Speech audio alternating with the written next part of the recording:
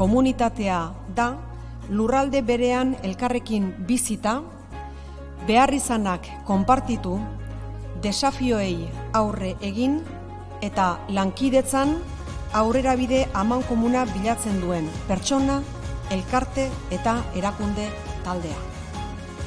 Balio horietan sakonduz, lortu behar dugu Gipuzkoa izatea gerora ere, herri baten parte den komunitate arduratsua, berdinzalea, euskeraz bizi dena, orekatua eta bidezkoa. Pertsona guztien ongizate osoa zaintzen duena.